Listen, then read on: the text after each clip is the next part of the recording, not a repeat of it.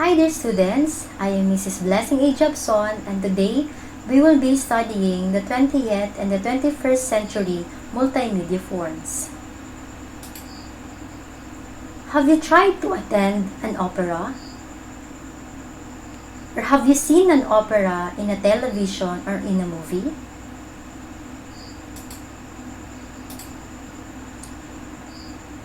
How can you describe an opera? Correct. Opera involves singing. Let's learn more about opera by discussing its historical background. So what is an opera? The word opera means work. It is a dramatic story told through song. It is considered to be the most complete art form because it combines all the elements of art: words, music, drama, and dance. So how did opera get started?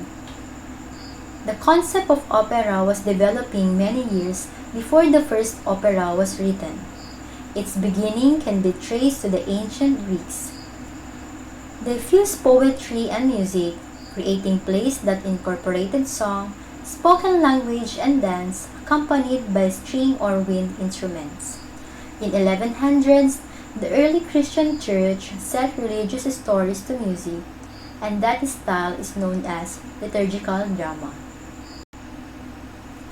Jacopo Peri composed the first opera in history entitled Daphne in 1598.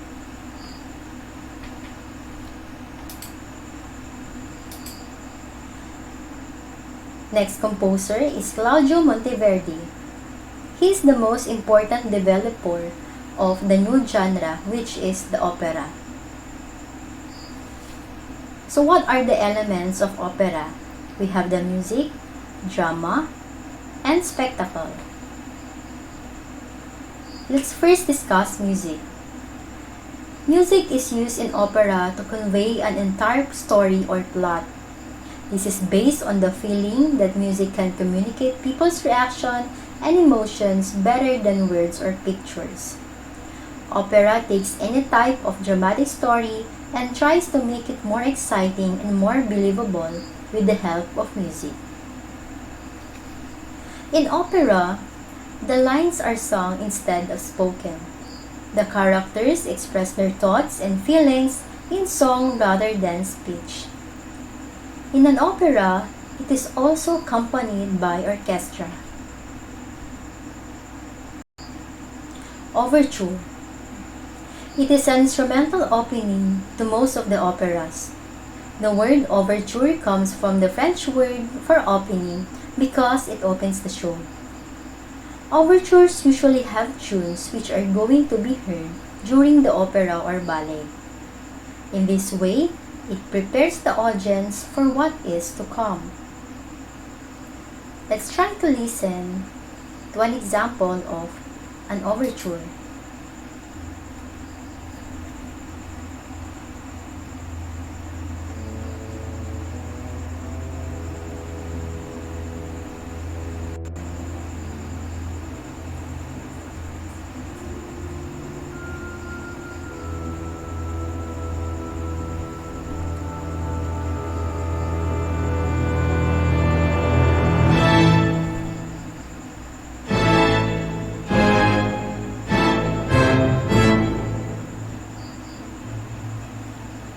So that is an overture.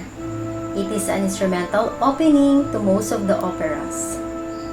And it prepares the audience for what is to come.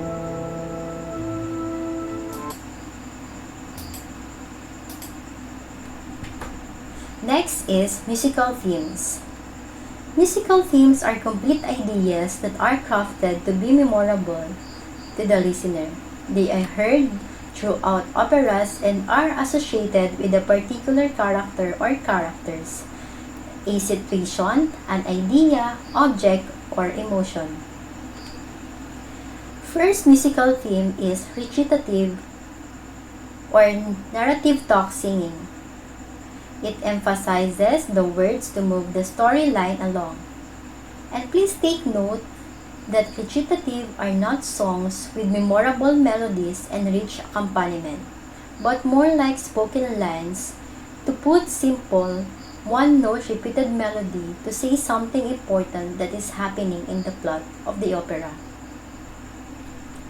Let's listen to an example of recitative.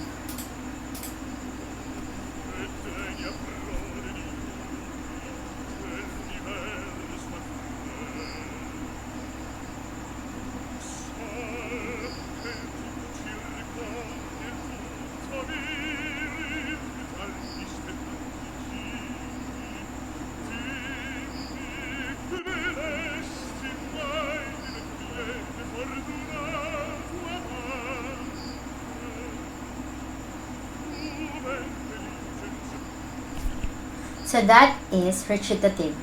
Next is Arya.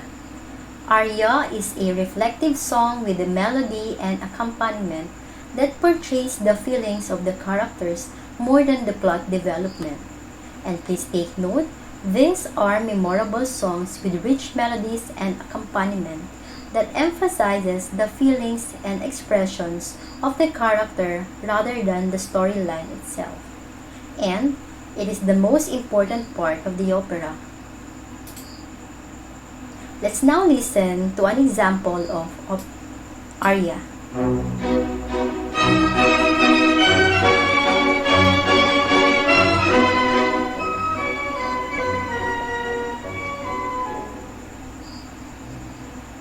La donna è mobile, qual piuma al vento, muta d'accento e di pensiero. Sempre una amabile, leggiadro viso, il pianto il riso e menzognero. La donna è mobile, qual piuma al vento, muta d'accento.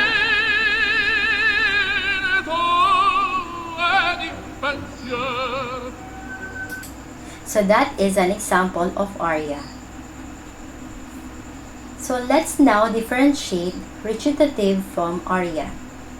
So Arya is a musical piece written typically for a solo voice with orchestral accompaniment, and these are memorable songs with rich melodies and accompaniment. While recitative is a dialogue, it is reproduced with the rhythms of normal speech, often with simple musical accompaniment or harpsichord continuo. And these are not songs with memorable melodies and rich accompaniment. Now let's listen to Royal Opera House and try to answer if this is a recitative or an aria.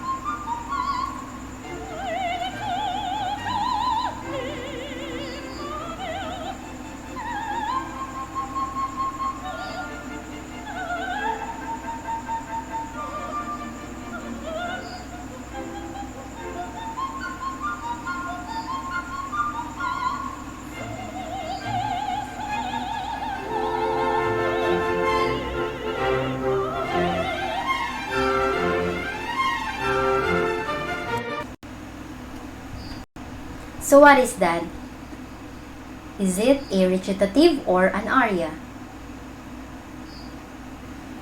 So the answer is, it is an aria. Next is ensemble. It is a piece that is sung by two or more characters at the same time. It may be a duet for two characters, trio for three characters, quartet for four characters, and so on. So this is an example of ensemble. So that is an example of ensemble. Now let's move on to vocal types. All classical singers fall into one category listed below. A singer cannot choose his or her voice type. It is something they are born with. Composers usually assign a voice type to a character based on his or her personality or age. So these are the vocal types. We have the soprano, mezzo-soprano, contralto, countertenor, tenor, baritone, and bass. Let's first discuss soprano. This is the highest female voice and has a range similar to a violin. In opera, the soprano most often plays the young girl or the heroine, sometimes called the prima donna. Since a high bright voice traditionally suggests femininity, virtue, and innocence, the normal range of a soprano is 2 octaves up from middle C, sometimes with extra top notes. Most women are sopranos. So let's try to listen to a soprano.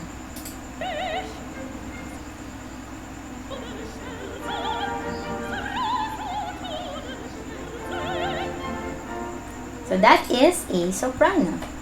Next vocal type is the mezzo-soprano, also called mezzo. This is the middle female voice and has a range similar to an oboe. A mezzo's sound is often darker and warmer than a soprano's.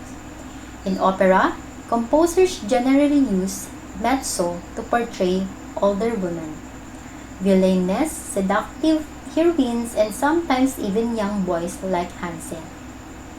This is a special operatic convention called trousseau role or a pants role.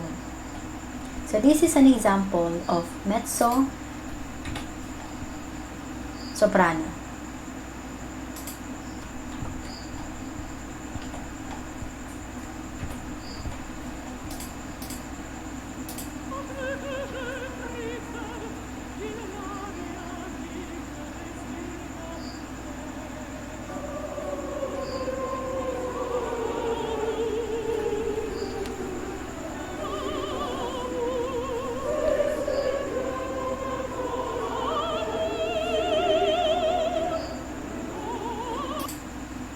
So that is mezzo-soprano. Next vocal type is contra alto. This is the lowest female voice and has a darker timbre and has a range similar to a clarinet.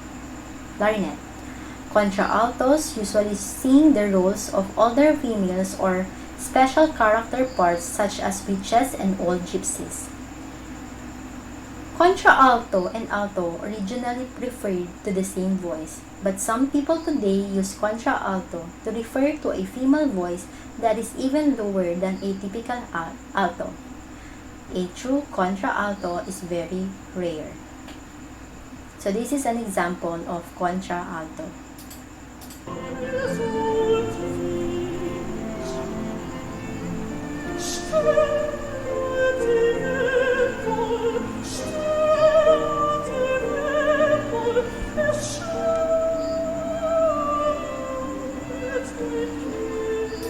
So that is contra alto. Next vocal type is countertenor. This is the highest male voice, which was mainly used in very early opera and oratorio. A countertenor is able to sing even higher than a tenor. This voice actually falls within a female's voice range, and a countertenor sounds very much like as a mezzo-soprano voice, and they often sing the same repertoire. Like the contra alto, true countertenors are very rare. So this is an example of countertenor.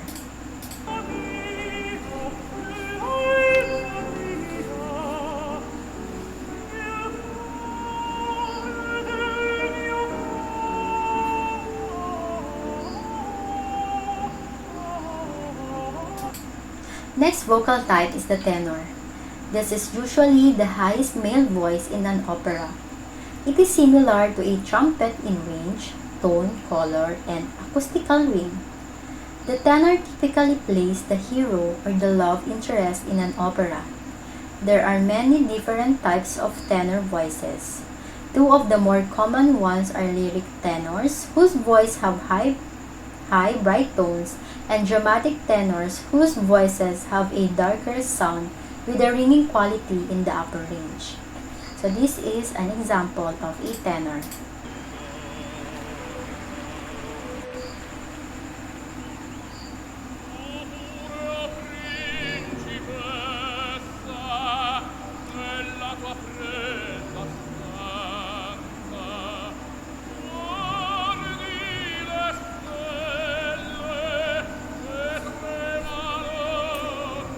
So that is a tenor. Next vocal type is the baritone. This is the middle male voice and is close to a French horn in range and tone color. In opera buffa or comedic opera, the baritone is often the ringleader of the comedy, but in opera, he usually is the villain. A baritone is the most common type of male voice whose range lies midway between the high tenor voice and the low bass voice. This voice has a dramatic quality capable of producing rich, dark tones. So this is an example of a baritone.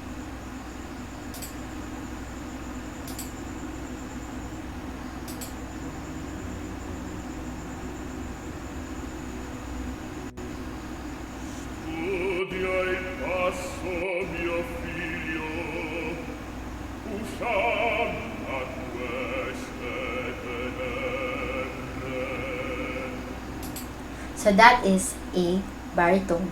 Next vocal type is bass.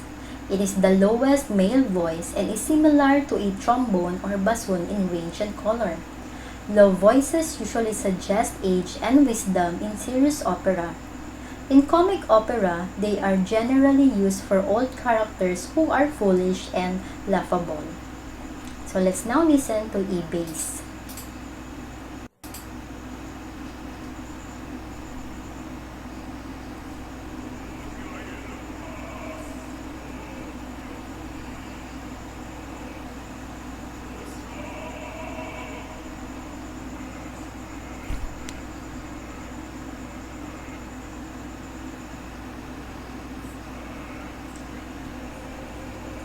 So that is bass. Next element is drama. Operas unfold a dramatic or comic story involving a protagonist, antagonist, hero, or heroine. Actors that portray these roles must be very good at both singing and acting.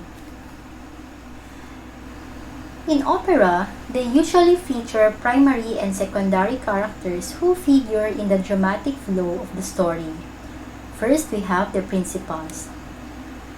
This is the primary roles of an opera. This may be heroines, villains, or other strong characters. And please take note that principal roles are sung by more experienced artists who have already made a name for themselves in smaller roles. Next is the comprimarios. This is the secondary roles of an opera. The comprimario roles are often confidantes, maids, servants, messengers, or medical personnel. They are usually sung by younger or lesser-known artists. Similar to a play, opera tells a story that is divided into acts and scenes, and each scene is divided into numbers, each representing a different musical form. In contrast to plays, the text is written with the intention of being accompanied by music. The text of an opera is what you call libretto, and the artist who arranges the text of a story to fit the accompanying music is the librettist. Next element of opera is the spectacle, and this is the set. This is the place where the action will occur on stage.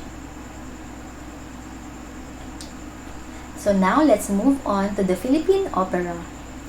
So how did opera in the Philippines started? It was first introduced to the Philippines in 1878 through the zarzuela. It is a Spanish art and music form that involves spoken and sung words. It is eventually called zarzuela after adapting to local culture. The zarzuela would then more commonly be known as a local opera. As the locals were being exposed to Western art and music, they were also realizing their inner talents for passion and opera. The themes were ripe for voicing their own sentiments about love of country and longing for independence from colonial rule. So the first official Philippine opera in the Tagalog language is the Sandugong Panaginip. It was staged in 1902 and was composed by Ladislao Bonus, who is now known as the father of Philippine opera. From then on, opera has become a part of the Filipino culture. Tragedy, romance, deceit, murder, vendetta, and other elements of human frailty become a favorite story pattern of the Filipino opera. Now, let's discuss the local theaters and the Philippine operas. So the first opera is said to be Sandugong Panaginip by Pedro Paterno. He is a poet, novelist, musician, and a government official. This was first presented at the Zorilla Theater on August 2, 1902. It was later translated by Englishman M.W. Loving with the title The Dream Alliance. Next example of opera in the early Philippine operas is the Manila Grand Opera House. Other one is the Metropolitan Theater. Lakang-Bini by Patricio Mariano was staged at Metropolitan Theater on December 19, 1933. The first Filipino opera conductor is said to be Francisco Abdon, and the first Filipino opera impresario who promoted local talents to participate in foreign productions was Dr. Ramon Javier. The Orchestra Molina was known for their interpretation of operatic works as well as other classical compositions.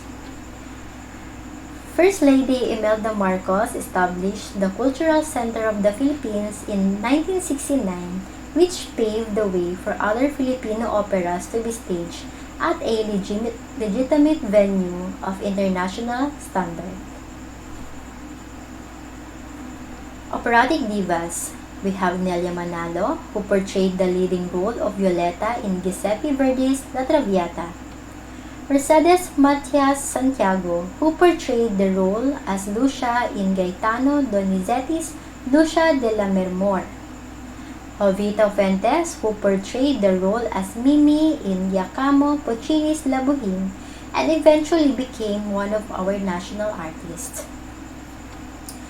Noli Me Tangere and El Filibusterismo were composed into operas by national artist Felipe Padilla de Leon in 1970 and 1975.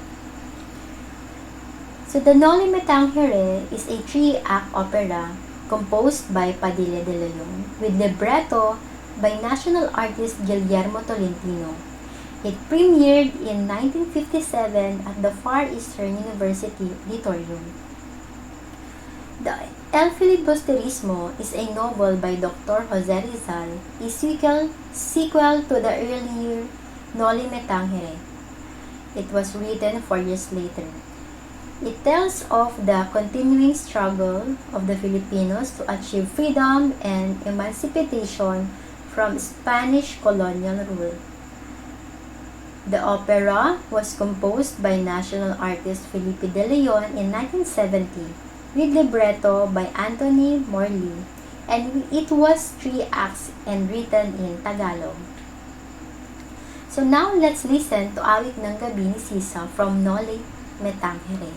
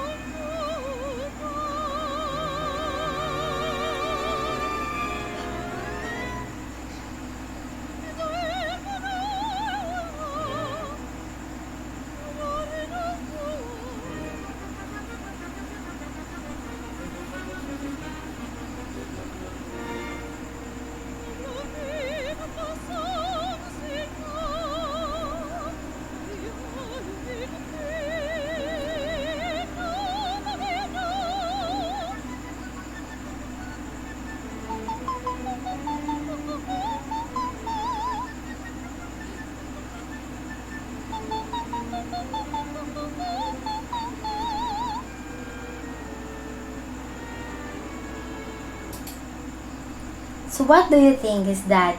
Is that a recitative or an aria?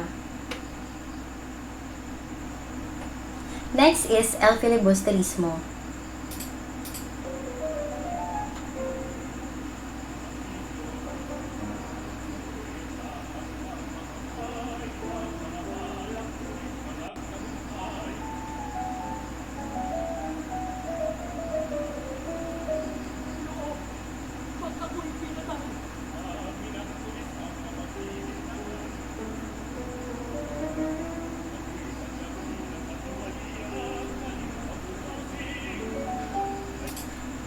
Very good.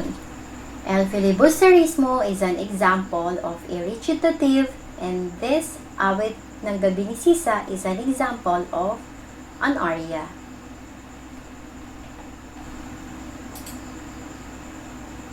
Next, let's listen to La Loba Negra.